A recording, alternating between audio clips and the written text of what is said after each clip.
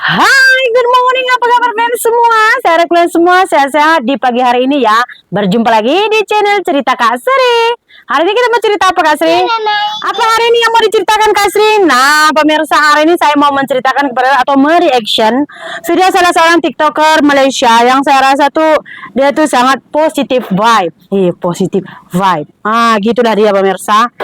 Auranya tuh positif banget membuat video. Jadi kita reaction yuk. Saya ada ambil dua videonya dari sekian banyak videonya yang saya suka. Saya ambil dua sahaja pemirsa. Nanti kita bahas sama-sama. Sebenarnya saya juga belum betul-betul melihat ke semuanya videonya ini. Saya nampak apa pembicaraan dia tuh di TikTok. Saya rasa oh my goodness ini bagus banget untuk dibahas. Jadi saya ambil dua video.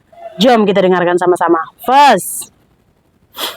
Bang, kenapa pujikan Konoha? Ini bukan ada masalah puji ke tak puji. Kita bila tengok suatu benda tu, kita tengok as a positive vibe. Okay, contoh. Okay. Proses asimilasi yang digunakan oleh Soeharto. Zaman dulu Soekarno ke Soeharto ke kan? Soekarno rasanya berjaya menyatukan rakyat Indonesia. Di mana you want to stay here, assimilation with our tradition. That's why proses asimilasi itu telah menjadikan dia satu kaum di mana kaum Tionghoa apa semua boleh berbahasa Indonesia dengan begitu baik sekali. Dan mereka ada semangat nasionalis. Faham tak? Semuanya kalau dia pergi mana-mana, dia Tionghoa ke apa ke, they speak in their own language, which is Indonesian language, bahasa. Tetapi kita sampai sekarang masih lagi bertelagah dalam menentukan nak agak bahasa mana, penyatuan bangsa, nak ada bangsa apa, dan kita tak ada semangat nasionalis. Okey, di mana kita lebih kepada yang sana pergi kepada ideologi komunis, tak nak menerima apa-apa pun, tak nak bercakap dalam bahasa, tak nak menerima silibus Malaysia, nak bawa masuk apa ni, lonjong semua tu. Kita masih di tahap itu lagi. Itu yang saya puji berkenaan dengan sistem asimilasi. Itu je. Faham tak? Memanglah kalau bagi tengok segi gaji guru tu, itu diorang punya pasal. Tapi dalam proses penyatuan bangsa, mereka telah ke depan. Faham? Itu je. Oke pemirsa, sebelum kita jauh membahas apa sebenarnya Taufik yang dibahas ini, saya terangkan dulu apa itu asimilasi pemirsa ya. Karena yang dipujikan dari negara Indonesia itu adalah bahagian asimilasinya itu udah jauh ke atas, melebihi daripada di Malaysia katanya. Asimilasi apa sih?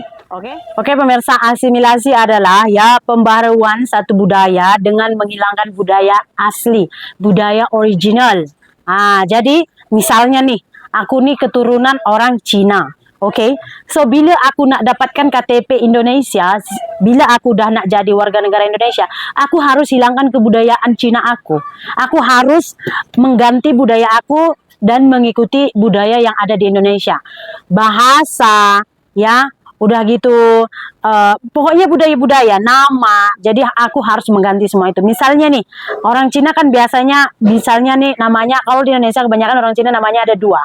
Misalnya nama saya ini saya bikinlah nama Sri Ang, gitulah ya kan, misalnya lah pemirsa. So saya harus guna lagi nama Indonesia saya. Jadi nama Indonesia saya Sri Mulyani. So marga Cina saya itu saya harus buang, gitu pemirsa.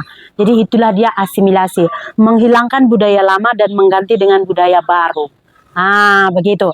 Jadi saya juga nggak boleh itu berkomunikasi menggunakan bahasa Cina. Boleh saya gunakan bahasa Cina kalau saya berbahasa bersembang dengan sesama orang Cina. Ya, tapi kalau berbicara dengan orang-orang lain, ya saya harus gunakan bahasa Indonesia. Dan saya juga nggak harus ya berpatokan terus pada bahasa Cina. Saya nggak, istilahnya tuh saya harus menguasai. Yang paling penting itu saya harus paham dulu apa itu bahasa Indonesia. Oke, bahasa pertama saya harus bahasa Indonesia. Second language baru saya boleh berbahasa Cina. Begitu. Tapi, boleh kalian lihat perbezaannya di Malaysia. Macam yang dibilang abang ini tadi. Di Malaysia itu pemirsa, ada banyak keturunan Cina yang memang nggak bisa berbahasa Melayu. Dan ini tuh bukan rahasia umum.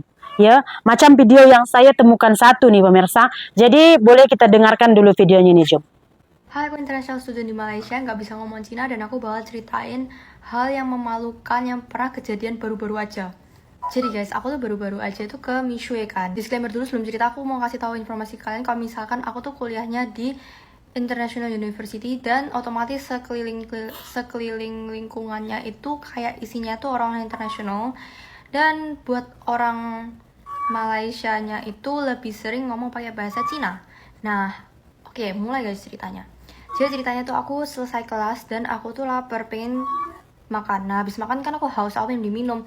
Akhirnya aku pergi ke Mishui. Karena di seberang tempat kuliah aku tuh ada Mishui. Waktu aku order Mishui, aku tuh pengen beli yang lemonade itu kan, fresh lemonade itu. Nah, aku tuh pengen nyoba nggak pakai gula, karena aku pengen ngurangin minum-minuman manis. Habis itu aku bilang, one fresh lemonade, no sugar, less ice gitu kan. Nah, terus si penjaganya itu kayaknya orang part time, aku nggak tahu, tapi pokoknya orang Malaysia. Nah, dia tuh ngulangin kata-kataku tapi pakai bahasa Cina.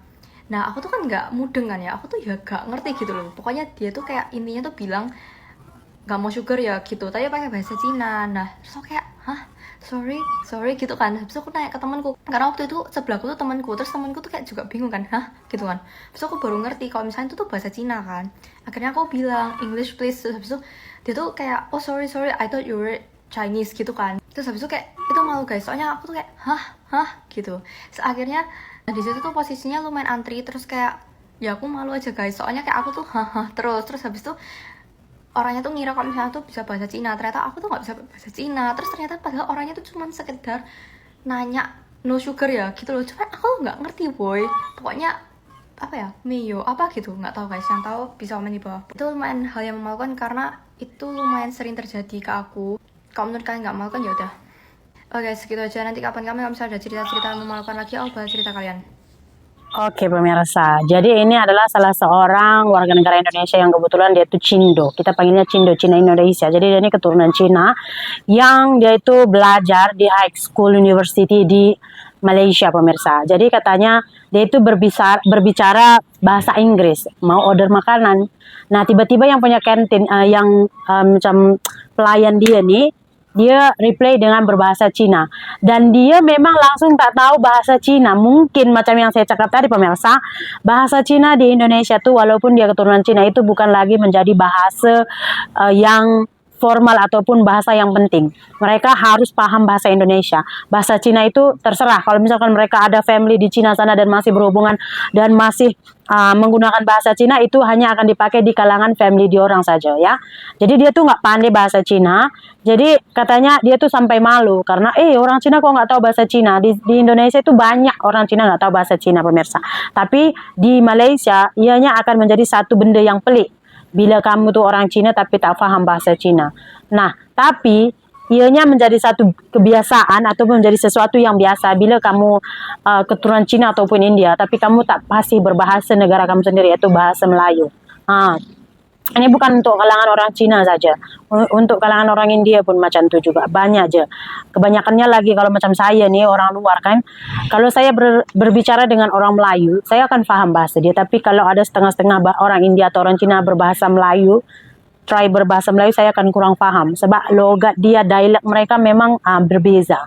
Begitu. Jadi itulah yang dia katakan itu Malaysia ini jauh tinggal dari Indonesia dari segi asimilasi ya. Karena Malaysia itu enggak menerapkan program asimilasi ini. Jadi itu kemarin saya ada baca di mana gitu. Pokoknya India boleh mengembangkan budaya India, Cina boleh mengembangkan budaya Cina. Itu katanya memberikan hak masing-masing. Gitu. Tapi pemirsa, ya menurut pandangan saya lah, kalau kita biarkan mereka itu berdiri dengan budaya mereka masing-masing, itu nanti nggak ada semangat patriotiknya, nggak ada istilahnya nasionalisnya, nggak ada istilahnya cinta dengan negaranya. Begitu pemirsa ya. So itulah dia pemirsa, satu benda yang memang ya menurut pandangan saya juga memang Indonesia jauh lebih maju daripada Malaysia dari segi asimilasinya pemirsa. Oke, terima kasih banyak. Kita jumpa lagi di cerita kasih berikutnya. Bye-bye.